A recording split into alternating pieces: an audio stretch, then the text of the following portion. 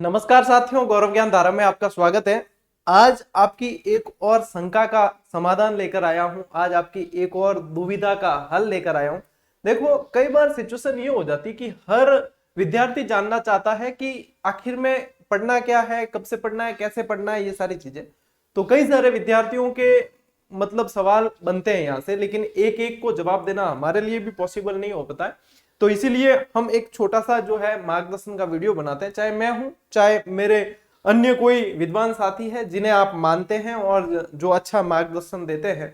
तो आप किसी को भी देखकर ये समझ सकते हो, लगभग सबका सुझाव लगभग एक सा ही होता है, क्योंकि सही मार्गदर्शन वही देंगे जो व्यवस्थित बताएंगे और विद्यार्थी उन पर विश्वास भी करते हैं। तो इसी विश्वास के मद्देनजर आज मैं आपको एक निष्पक्ष इसके मामले में बताना चाहूंगा कि राजस्थान भूगोल आपको कहां से पढ़ना है, कैसे पढ़ना है, इसके बारे में।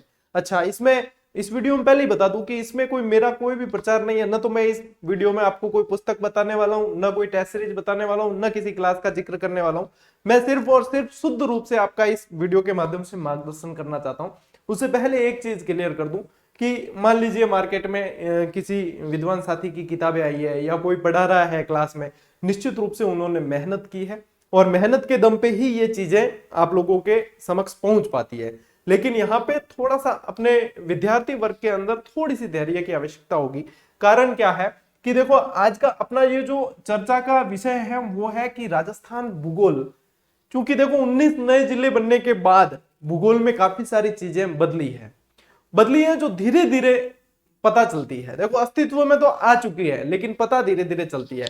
अब इसमें ऑफिशियली यदि देखे जाए अपने, तो जो व्यवस्थित रूप से डाटा है वो डाटा तो व्यवस्थित रूप से, तो देखो आर्थिक समीक्षा जब अगली आएगी तब तक ये चीजें बिल्कुल व्यवस्थित रूप से जो है तब तक क्लियर हो पाएगी। लेकिन उससे पहले होने वाले एग्जाम में क्या विद्यार्थी कुछ भी ना पढ़े, भूगोल से संबंधित क्या वो छोड़ दे? नहीं, ऐसा नहीं है। तो आखिर में क्या पढ़ना चाहिए या कैसे पढ़ना चाहिए? तो देखो, मैं थोड़ा सा एक चीज आपको यहां पे कहना चाहूंगा कि आप भूगोल को छोड़कर बाकी जितने विषय आप तैयार कर सकते हो, इसमें आप थोड़ा सा यदि धैर्य रख पाते हो तो वो आप लोगों के लिए बेनिफिट होगा उसके अंदर। कारण क्या है? क्योंकि यहाँ पे कई सारी चीजें, देखो एक बार तो जैसे नए जिले बनते तो काफी सारी चीजें अखबार में आ गई निकल के। तो इतिहास, कला, संस्कृति वगैरह आप जैसे पढ़ते हो तो उसमें तो क्या होता है कि जैसे कोई 5% ही प्रभाव पड़ता है उसमें, है ना। तो जैसे मारवाड़ के जो शासक है तो शासक वही रहने हैं। अब मान लीजिए गिरी सुमेल का युद्ध पढ़ रहे थे तो आपको जैतारण पहले पाली में पढ़ते थे, अब ब्यावर में पढ़ना है, तो वहां पे ज्यादा चेंज होता नहीं है क्योंकि जो तहसीलें शामिल किसी दूसरे जिले में गई है तो वो पता चल जाता है। तो आप वहां से शुरू करें, वो पहले पढ़ लें, वो बढ़िया कंठस्थ कर लें, तब तक जो है इसमें स्थितियां क्लियर होती जाएगी। अब इसमें यह है कि जैसे ज्योग्राफी में मैंने देखना आपको ज्योग्राफी की एक भी क्लास नहीं ली है ना, ना बाउंड्री लाइन की या कुछ भी नहीं। कारण क्या है पीछे? क्योंकि डेटा अभी तो अपडेट होने में समय लगता है थोड़ा सा, और निकल निकल के नया नया डेटा आता है। अब इसी चीज पे मैं आपको एक उदाहरण के माध्यम से समझाना चाहूंगा कि अपन ने विभिन्न अखबारों की कटिंगों में पढ़ा कि फलोदी जो है अंतरराष्ट्रीय सीमा नहीं बनाता है, ठीक है, और अंतरराष्ट्रीय सीमा बनाने वाले जिलों में अब एक की बढ़ोतरी हुई है, वो अनूपगढ़ अभी तक। और इसको अपन ने माना भी किसके आधार पे? कि जो ऑफिशियली मैप सरकार द्वारा जारी किया गया, भाई गवर्नमेंट द्वारा जिन्होंने जिले बनाए हैं उन्होंने ही मैप जारी किया है, और उन्होंने मैप जारी कर कर क्या बताया है? ये ऑफिशियल मैप है जो सरकार ने जारी किया है, अधिसूचना आई थी तब ये जो जारी हुआ था, ये वो वाला मैप है। तो इसमें यदि अपन फलोदी देखते तो देखो, फलोदी जो है अंतर्वर्ती हो गया, यहाँ पे इसकी बॉर्डर हो गई खत्म, और ये जो है जैसलमेर, और यहाँ पे ये आ गया बीकानेर, फिर अनूपगढ़, और ये जो सीमा बनती है ये बनती है आपकी पाकिस्तान से 1070 किलोमीटर। तो चूंकि देखो सरकार ने जारी किया तो अपन इस पे विश्वास करेंगे। तो यहाँ पे अब यहाँ पे ये आप जो मैप देख पा रहे हो ये फलोदी का है, तहसील वाइज मैप डिस्ट्रिक्ट फलोदी। ये जारी किसने किया है? State remote sensing application centre, जो गवर्नमेंट के अधीन ही काम करता है, इन्होंने जारी किया है। तब देखो, यदि इस मैप के अकॉर्डिंग देखते हैं तो ये फलोदी जो है यहां तक होता है, लेकिन इसने जो मैप जारी किया है इसमें कई सारे पटवार मंडल और कई सारे राजस्व ग्राम मिलाकर ये फलोदी को यहां तक बता दिया इसने। और ये क्या है? ये वही पाकिस्तान से मिलने वाली अंतरराष्ट्रीय सीमा है। अब अभी तक ये भी फाइनल नहीं है, सरकार की तरफ से ऐसी घोषणा नहीं की गई। ये तो क्या है कि हम जैसे कई सारे मेरे और भी विद्वान साथी है या खोजी प्रवृत्ति के, वो क्या खोज भी नहीं करते हैं, विद्यार्थियों के लिए जीके थोड़ा सा टफ हम लोगों ने किया है, मैं इस बात को स्वीकार भी करता हूँ। सरल भी किया है तो टफ भी किया है भाई, जितना अच्छा पढ़ने को मिलेगा उतना कठिन भी हो जाता है। तो ये चीजें तो मैं भी स्वीकार करता हूँ, मैं भी उस पार्टी में शामिल हूँ जो जीके को कठिन कर गया है या आपको सरल कर गया है, जो भी। तो यहाँ पे यदि इसको मानते हैं ना अपन, तब इसको माने तो यहाँ पे बॉर्डर समाप्त हो जाती है, तो अंतर्वर्ती बन के रह जाता है। लेकिन यदि इस मैप को, अब इसमें भी जो है सरकार ऑफिशियली इसे वापस, यदि इसे मानेगी, समझना इस बात को, यदि इस मैप को सरकार मानती है तो यहां ऑफिशियल इस मैप में भी परिवर्तन होगा। अब इसके लिए बताइए, न मेरे बताने से होगा, न आपके बताने से होगा, न किसी न्यूज़पेपर वाले के बताने से होगा, तो ये किसके बताने से होगा? ये गवर्नमेंट खुद करेगी। तो यहाँ पे अब आपको इस समय क्या आवश्यकता पड़ेगी? यहाँ पे आवश्यकता पड़ेगी थोड़ी सी धैर्य की। क्यों? भूगोल के अंदर, ठीक है ना। अब रही बात वही चीजें नदियों से संबंधित, तो नदियों से संबंधित रही या आपके खनिजों से संबंधित रही, या इसमें आप देखो मोस्ट ऑफ चीज तो अपन पता लगा सकते हैं कि हाँ खनिज क्षेत्र ये यहाँ था, अब वहां चला गया तो ये इसके अंदर है।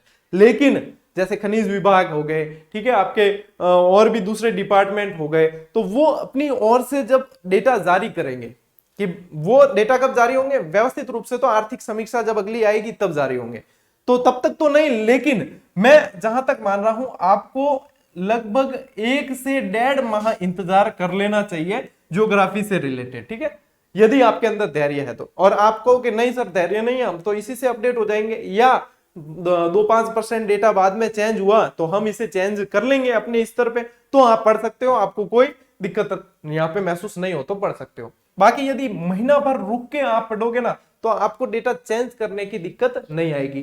तो तब तक क्या करें? तो तब तक देखो आप लोगों के पास में, तब तक आप लोगों के पास में, यदि आप फर्स्ट ग्रेड की तैयारी कर रहे हो, सेकंड ग्रेड की कर रहे हो, चाहे आप रीट की कर रहे हो या कोई भी कर रहे हो, भाई रीट की कर रहे हो तो उसमें साइकोलॉजी जैसे विषय होते हैं, लैंग्वेज होती है, ठीक है ना। यदि आप इसकी कर रहे हो, अपने सेकंड ग्रेड फर्स्ट ग्रेड की कर रहे हो, तो इसमें इंडियन जीके होता है, वहां से रिलेटेड वो पढ़ लो, कला संस्कृति होती है वो पढ़ लो। तो उसमें महीना भर क्या, आपके महीने 2 महीने 3 महीने भी निकल जाएंगे, तब तक उस डेटा को आप एकदम कंठस्थ कर लो। आपके पीछे बचेगा क्या? आपको टेंशन ही नहीं रहेगी। आपके पीछे बचेगा क्या?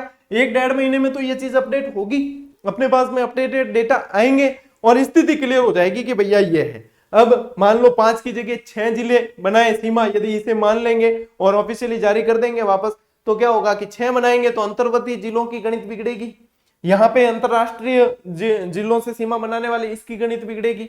तो ऐसी ही गणित अपनी नहीं बिगड़े, इसके लिए यहाँ पे मैं यही कहना चाहूंगा कि आप थोड़ा सा इसके लिए आप जल्दबाजी न करें। ज्योग्राफी से रिलेटेड आप थोड़ा सा इसमें धैर्य कर लें, बाकी भी चीजें हैं आप वहां पे वो चीज यदि कवर कर लोगे तो फिर बाद में जैसे चेंज हो गया ना, अब क्या है, जैसे हमारे तो क्या है, शिक्षक ने हमने पढ़ा दिया कि भाई 5 जिले सीमा बनाते थे, ठीक है, और जैसे ही चेंज होके आएगा तो हमें भाई वो तो है नहीं कि गलत है, 5 गलत है तो हम उसी के ऊपर रहे कि हाँ नहीं 5 ही बनाएंगे। ऑफिशियल डेटा चेंज होने पर हम इसे कह देंगे कि नहीं 6 जिले सीमा बनाएंगे। चेंज किसको करना होगा? एग्जाम किसे देना होगा? आप लोगों को देना होगा। तो वहां पे थोड़ा सा मैं यही कहूंगा कि महीना भर भी यदि आप महीना 1.5 महीना जितना धैर्य रख लोगे तो यहाँ पे स्थिति क्लियर हो जाएगी। अच्छा महीना भर ही क्यों कह रहा हूं मैं? क्योंकि महीने भर बाद लग जाएगी आदर्श आचार संहिता। तो जो भी जैसे ऑफिशियल चीजें जारी करनी है या करानी है या विज्ञप्ति आनी है, सब चीजें जो है इस महीने सवा महीने के अंदर आप लोगों को पता चल जाएगी। तो वहां पे इतना यदि धैर्य आप रखते हो तो यहाँ पे क्या है, आप लोगों को परेशानी नहीं होगी। नहीं, एक डेटा तो आप वैसे ही रिप्लेस कर रहे हो, भाई पुराना 33 जिलों वाला पड़ा हुआ था, उसको पढ़ के आप ऐसे ही अपना डेटा रिप्लेस कर रहे हो। अब वो डेटा रिप्लेस किया हुआ है, वो मुश्किल से आपके सेट हो रहा है और फिर वापस थोड़ा सा रिप्लेस करना पड़ेगा, तो समस्याएं आती है। भाई मैं मेरी खुद को ही अपने आपके स्थान पे रख के देखूं तो मेरे को खुद को भी समस्याएं आएगी।